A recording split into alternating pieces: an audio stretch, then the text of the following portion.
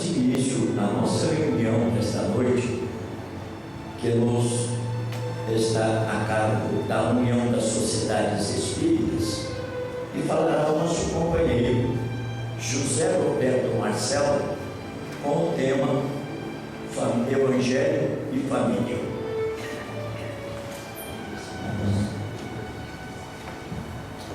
Boa noite a todos.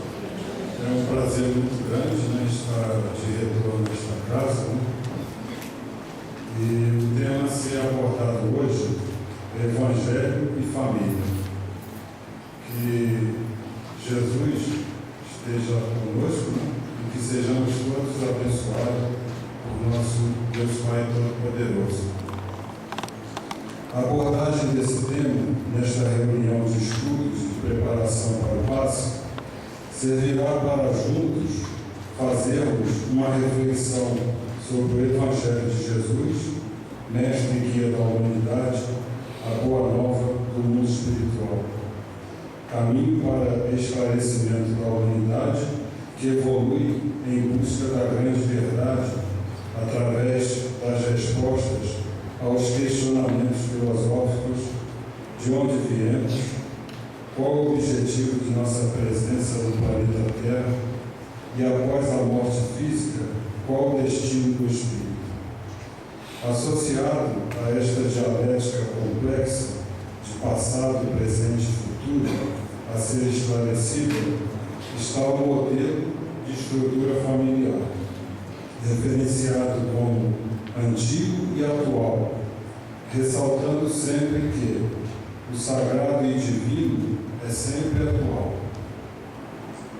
No dicionário da língua portuguesa, professor Francisco da Silveira Bueno, a família é definida como conjunto de pai, mãe e filhos, pessoa do mesmo sangue, descendência e linhagem, e na atualidade passaram a coexistir com a família humana tradicional de homem e mulher que se acasalaram gerando filhos, com as várias formas estruturais de família, amparadas pela lei humana através de mudanças do Código Civil e da Constituição, devido às transformações sociais de forma globalizada decorrentes dos progressos científicos e tecnológicos de fertilização artificial dos bebês de proveito,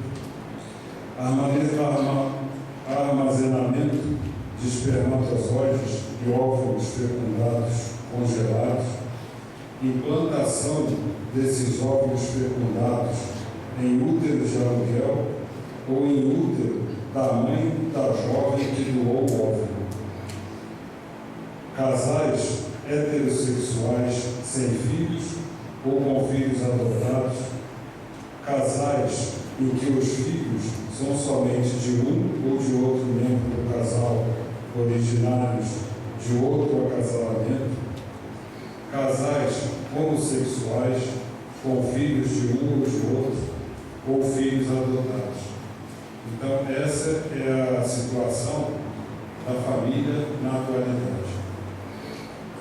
Esses novos modelos familiares, diante da possibilidade de legalização, causam polêmicas religiosas, políticas e sociais, com agressões a alguns componentes dessas famílias recém-estruturadas que podem apresentar distúrbios psicológicos, comportamentais e físicos, necessitando de acolhimento sempre e terapia específica para cada caso, com equipes multidisciplinares e multiprofissionais compostas por ginecologistas, urologistas, terapeutas sexuais, infectologistas, religiosos, fisioterapeutas, psicólogos, psiquiatras, psicanalistas, sociólogos, pedagogos e juristas.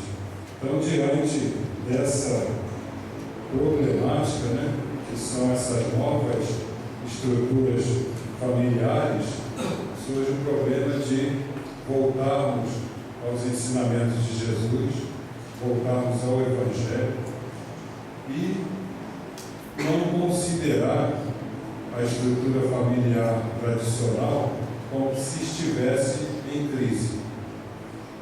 Então, neste contexto social, surge o termo estrutura familiar tradicional em crise, entre aspas.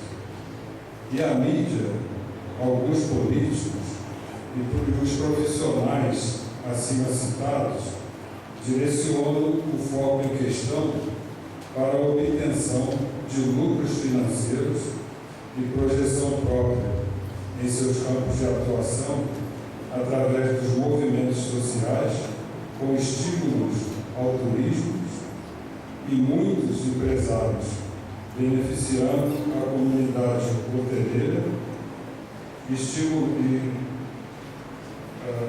estímulos proporcionais aos casamentos homossexuais com esses objetivos citados acima. As paradas de gays, lésbicas e simpatizantes e, recentemente, as marchas das vadias, com a anuência de inúmeros componentes da população mundial. Concluindo, o ser humano, na atualidade, é considerado um complexo energético imortal e multidimensional no planeta Terra, sendo composto por 7 corpos energéticos principais com vibrações diferenciadas, oriundo de uma fonte energética superior de vibração elevadíssima, denominada Deus.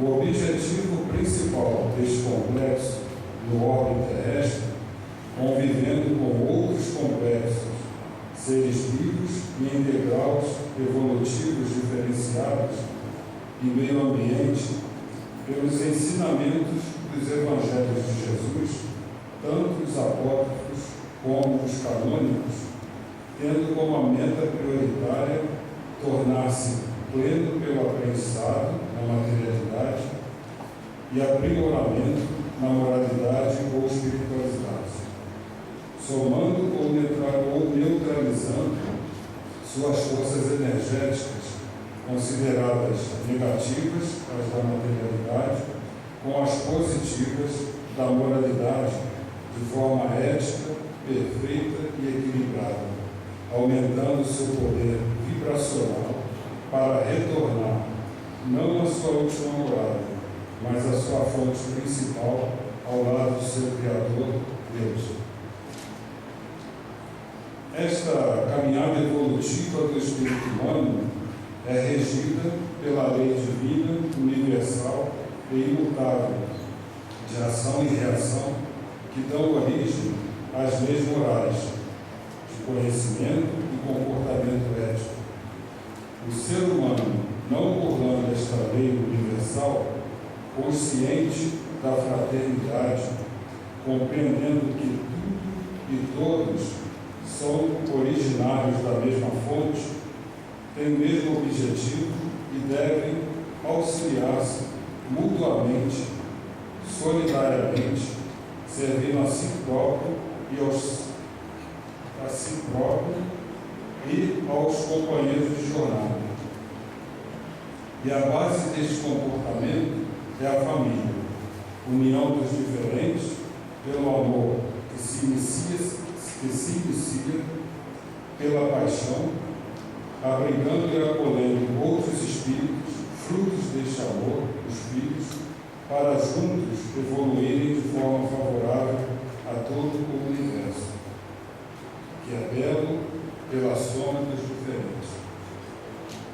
A humanidade continuará composta por complexos energéticos heterogêneos, ainda por muitos e muitos séculos, na tentativa de aprimoramento do combate ao egoísmo e ao orgulho, aproximando-se da perfeição.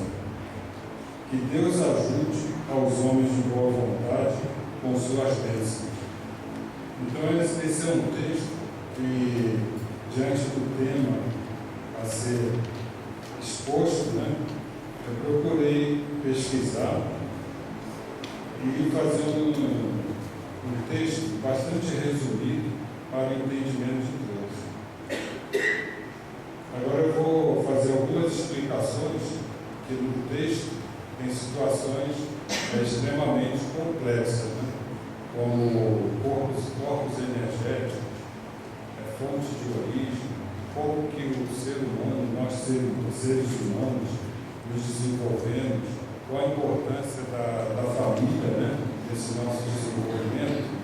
Então eu vou fazer uma explicação também bastante simples, como foi o texto, e bastante sumária, para que nós possamos entender melhor e refletir sobre esse tema bastante complexo, que é a mudança da estrutura familiar na atualidade.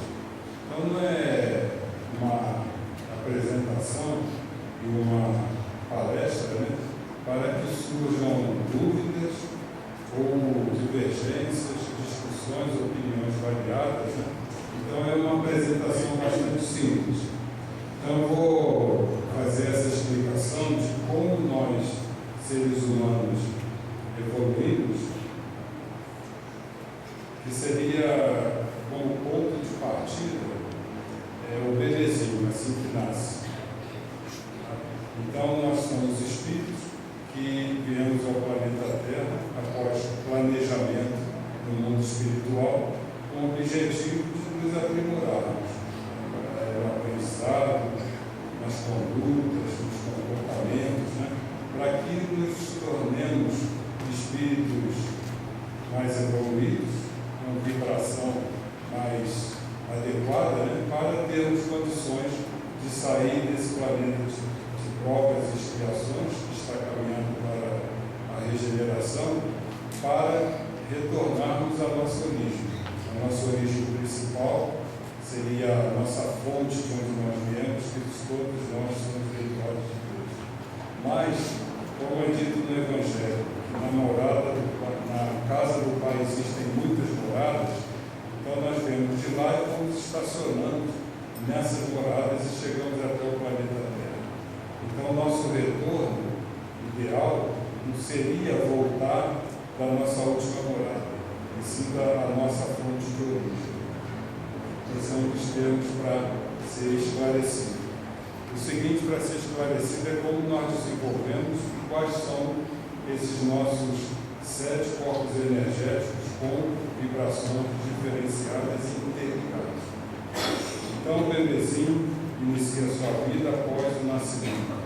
Ele é recém-nascido.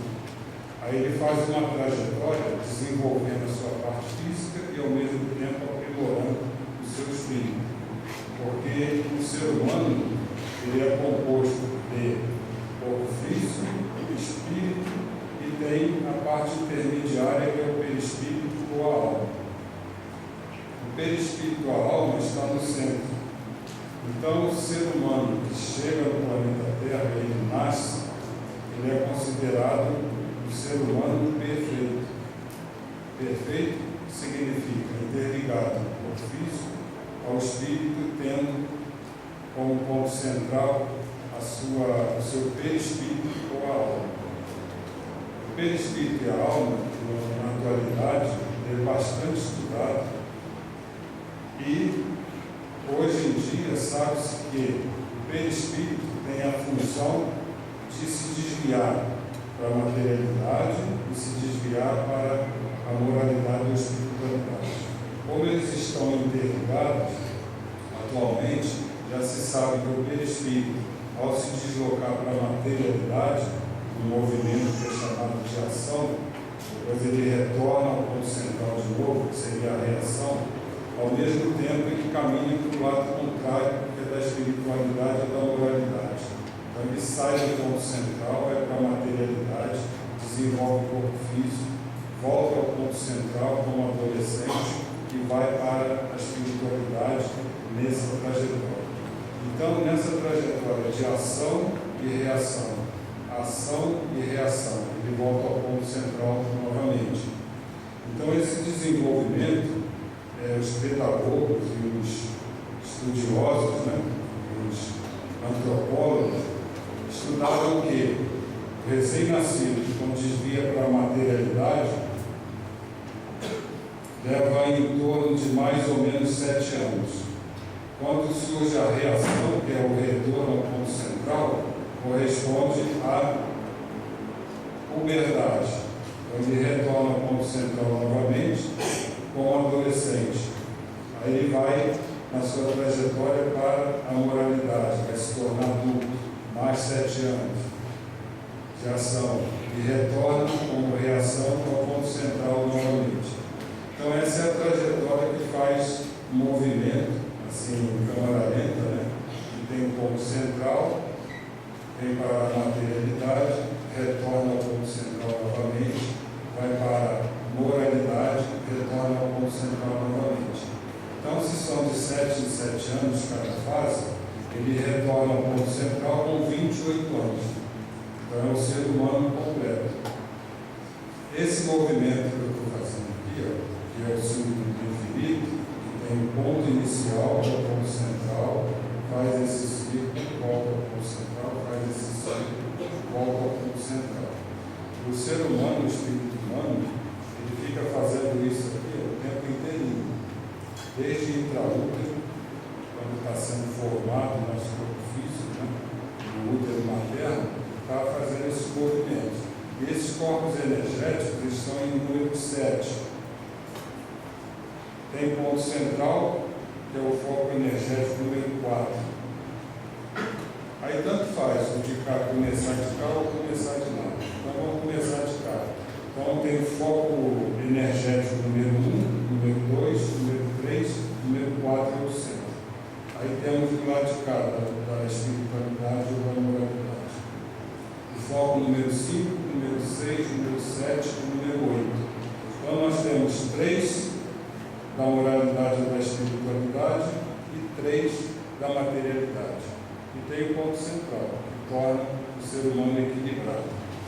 O nosso ponto central é o número 4, que no nosso corpo físico corresponde ao coração. Então o coração nos divide do lado direito, lado esquerdo, parte superior e parte inferior. Então nós vamos colocar os 3 de cima na nossa parte superior, os 3 de baixo na nossa parte inferior. Então esses são os corpos energéticos que têm vibrações diferenciadas. Por isso que esses 7 centros de força, ou centros energéticos do nosso corpo, cada um corresponde a uma cor diferenciada. E na evolução do ser humano, vai que ele vem para baixo, para a materialidade, depois ele vai para cima. Ao mesmo tempo, estudos mais recentes e atualizados descrevem que esse movimento para cá, o movimento contrário para cá, que o perispírito realiza no desenvolvimento físico, ao mesmo tempo ele faz esse movimento para cá, para baixo materialidade, para cima espiritualidade, para a direita moralidade, para a esquerda materialidade. Então ele faz assim no sentido contrário, faz assim e faz assim no sentido contrário. Explicando assim parece confuso, mas não é. Tá? Então são esses movimentos que está descrito no texto de hoje. Tá? Que seria a movimentação da nossa alma, do nosso perispírito, na materialidade, tanto no nosso físico quanto no campo, né? No campo da espiritualidade, no campo da materialidade. Então seria a importância da família, seria a gente descrever quais são as funções desses 7 campos de força que nós temos. Então seria na materialidade, são 3 para cá, né? Então seria o primeiro, corresponde ao centro de força responsável pela nossa absorção de energia principalmente, que é o centro de força que corresponde aos nossos órgãos internos ou ao nosso aparelho digestivo. O outro ponto, o segundo, seria o ponto da nossa sexualidade, da nossa autoestima, sensualidade e eliminação de energia. Então, esses dois da materialidade, eles são responsáveis pela nossa absorção e eliminação de energia. E o número 1, nosso campo energético número 1, é de fundamental importância, que ele é responsável pelos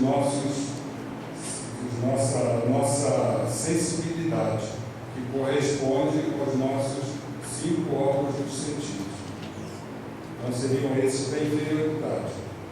Tá, o gástrico, o gênito urinário e o básico, que são os nossos 5 órgãos dos sentidos. Os 3 da espiritualidade seria o quinto, sexto, sétimo e oitavo. Seria quinto, sexto e sétimo da espiritualidade, que corresponde ao nosso centro de força, chamado tireoideu, que corresponde ao nosso órgão chamado tireoide. O sexto seria o nosso foco central, frontal, que seria responsável pela nossa percepção, ou terceira visão. E o sétimo seria o coronário, que é o responsável pela nossa inteligência e capacidade racional, associando os dois, a percepção e a inteligência. Então, a importância da família seria a gente correlacionar. Como eu expliquei, que a alma ou o perispírito ele se desvia do ponto central para a materialidade e, ao mesmo tempo, ele se desvia em sentido contrário na espiritualidade. Então, quando o bebezinho sai do ponto central e vai para a materialidade, vai desenvolvendo fisicamente no seu período da infância, ele está se relacionando com a mãe, com os membros da família e com as outras crianças. Quando ele está na puberdade, ele está se diferenciando sexualmente e está retornando ao ponto central como adolescente. Então a importância da família é essa, e a gente fazer a correlação do que está de cá, dos 3 de cá, com os 3 de cá. E o ponto central, que é do coração, nos equilibrando. Então quando a alma sai do ponto central e caminha para cá, ela vai trocar energias. Então essa troca de energias é através do relacionamento. Então se o ser humano está se relacionando, o lado de cá também está se movimentando, que é da percepção e equilíbrio emocional, que nós sabemos que a tireoide é uma glândula que produz os hormônios, e esses hormônios é que são responsáveis pelo nosso estado de ansiedade, de emoção. Então, como faz o controle dos relacionamentos, faz o controle da nossa capacidade de se equilibrar emocionalmente. E quando nós deixamos com a nossa sensibilidade, que é o foco número 1, o nosso campo energético número 1, corresponde ao da inteligência e capacidade de elaborar ideias. Então, quando o bebezinho está se tornando criança, ele estimula bastante todos os 5 sentidos e vai se tornando inteligente. Então, nessa trajetória, nós temos 5 minutos, né? Nessa trajetória, ele sai do ponto central e vai se desenvolvendo em criança. O objetivo principal é mexer com a sua sensibilidade. Só que ele se centra mais nos relacionamentos. Quando ele está retornando ao ponto central, que é a reação. O objetivo é retornar ao ponto central, como adolescente. E nesse foco número 2, é o foco da sexualidade.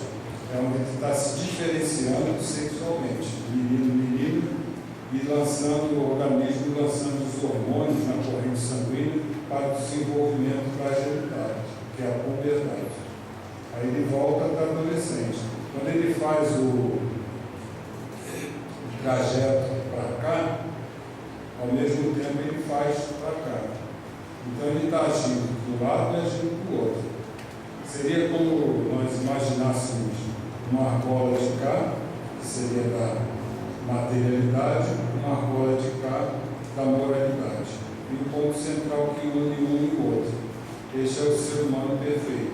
Então, quando mexe de cá, ao mesmo tempo que mexe de lá. Como os seres humanos são perfeitos, esse ponto, que seria um ponto realmente que interliga um e outro, não existe. Ele existe momentaneamente e sai do foco rapidamente. Então fica com dois pontos de contato, em cima e embaixo. E fica uma zona no meio, que é a zona de conflito, né? Então o ser humano ele fica, escolhe de baixo ou escolhe de cima. De baixo é materialidade, de cima é espiritualidade. Ele fica dividido. Tem momentos que fica no ponto certinho e que, se mexer na materialidade, mexe na espiritualidade. Então eu espero que com essa explicação, que é simples, né, que nós possamos entender melhor o texto, né, para a reflexão e conseguirmos associar o nosso desenvolvimento e a importância da família, e dando prioridade e bastante atenção à leitura do Evangelho de Jesus, que nos orienta para o caminho do bem, que seria a lei do amor, amor que nos divide, direito, esquerdo, superior e inferior. Quando nós conseguimos eliminar ou desapegar tanto da materialidade quanto da moralidade, que é conhecimento, isso aí confunde um pouco. Seria ter um comportamento ético, que um anula o outro, negativo anulando o positivo, cai no ponto central. Positivo anulando o negativo, cai no ponto central. Então esse ponto central significa o que Jesus nos demonstra no Evangelho. Nunca tentar eliminar, e sim acolher. Nunca tentar dividir, e sim agrupar ou somar. Então a soma perfeita de direito, esquerdo, superior e inferior coloca o ser humano no ponto central, que é da lei do amor. Lei do amor, justiça e caridade, que é o ponto central. Então eu agradeço a atenção de todos. Já são 7h30, o período é curto, né? Agora um tema extenso, né? Mas é assim mesmo, sabe? Seria assim uma palestra, né? Uma orientação para que nós possamos compreender melhor as transformações sociais que estão ocorrendo e nunca prejulgar, né? E nem condenar, sabe, o que às vezes está contrário aos nossos pensamentos. Então, muito obrigado a todos. Pai de Deus nos abençoe. Nós agradecemos José Roberto. Agradecemos José Roberto por essa sua palestra de cunho científico e notamos que ele habituou-se a utilizar o telão. Todavia, da vez passada, ele notou a dificuldade que nós tivemos de transmitir a palestra dele pelo telão, em vista da nossa remessa pela internet. Ele nos fez voltar a uns ares de lustros atrás, aproximadamente uns 20 anos, quando naquele cantinho, alguns companheiros aqui presentes se lembram, estudávamos, como se faz até hoje no Kardec, as obras básicas, estudávamos o céu e o inferno, sobre a orientação do nosso companheiro Celso. E alguém adiantou uma notícia que saía moderna. Um médico que havia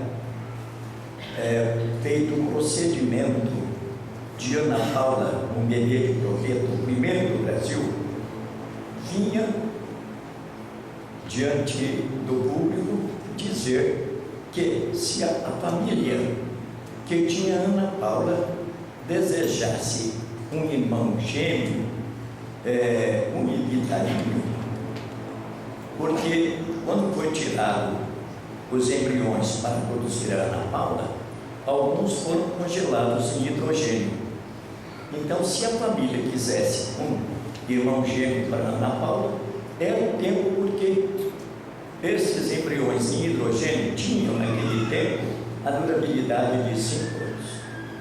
Hoje sabemos que esses embriões têm uma durabilidade de tempo incontável.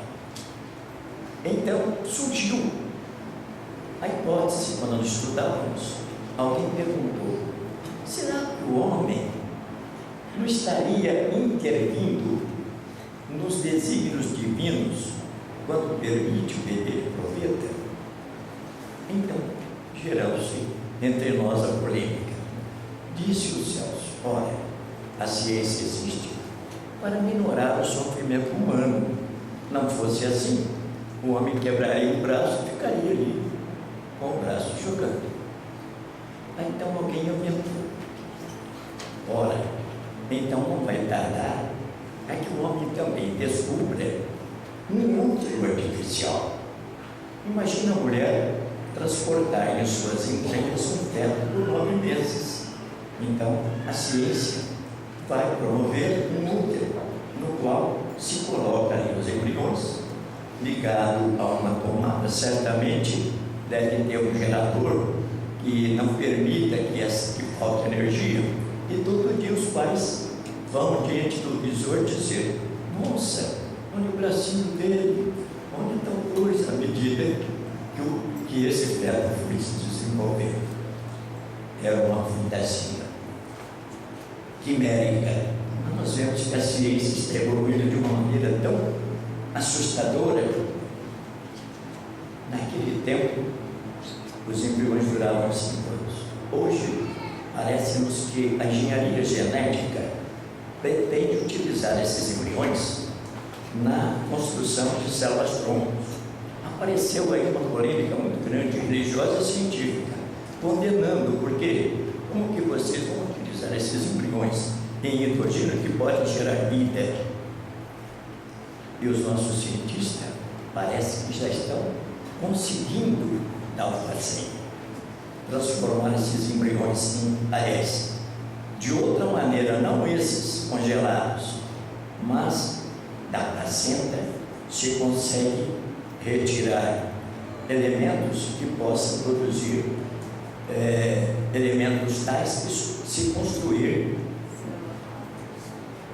células-troncos para aqueles que foram vitimizados.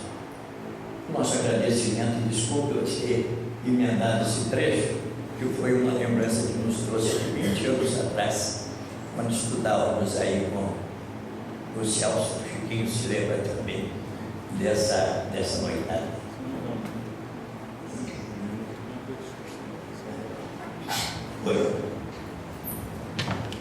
Então, eu só pedi a palavra, é só um minuto só, não vou tomar muito tempo, né? Só para exemplificar, né, o que o Cabral, o nosso companheiro Cabral, afirmou, significa o seguinte: nós, seres humanos, nós temos um objetivo principal, é nos tornarmos cada vez mais inteligentes. Essa é uma das nossas metas, né? Nos tornarmos cada vez mais inteligentes. Então, o ser humano ele passa a ter ideias e começa a colocar ou em prática essas ideias que vão surgindo. Isso aí é de fundamental importância para a gente refletir um pouquinho sobre isso, referente às pesquisas científicas. Então, o cientista ele idealiza certos projetos e começa a trabalhar. Nesse período em que ele está trabalhando, ele está se tornando cada vez mais inteligente. Agora, o resultado final pode ser de uma grande importância para a humanidade, ou às vezes, inicialmente, tem um resultado bastante danoso para a humanidade. Só rapidamente, só dar um exemplo que teve um cientista, há muitos anos atrás, que tentou fazer transplante de cabeça. Se ia dar certo, se não ia. Então ele fez esse experimento, foi um pesquisador alemão. Então ele foi banido da parte médica, porque ele estava tentando, né, pela pesquisa, algo que era impossível. E o filho desse pesquisador bisavô sofreu um acidente de automóvel e quase foi decapitado. E os cirurgiões, tentando salvar a vida do rapaz, tiveram que recorrer a ele para tentar fazer as ligações dos músculos, vasos, artérias que estavam envolvidos. Então, é só para ter uma noção, também exemplificando a construção, a pesquisa, né, sobre a bomba atômica, sabe, que dizimou muitas vidas, mas hoje a parte atômica é utilizada para o bem da humanidade. Felizmente, com apoio, né, às pesquisas que têm um objetivo que muitas vezes não é planejado e que é bastante danoso para a humanidade. Mas esse resultado danoso, sempre às vezes surgem situações que são bastante benéficas ao ser humano. Então seria só para complementar o que o nosso Daniel Cabral nos informou sobre a pesquisa científica, né, o que pode trazer de benefício para a humanidade ou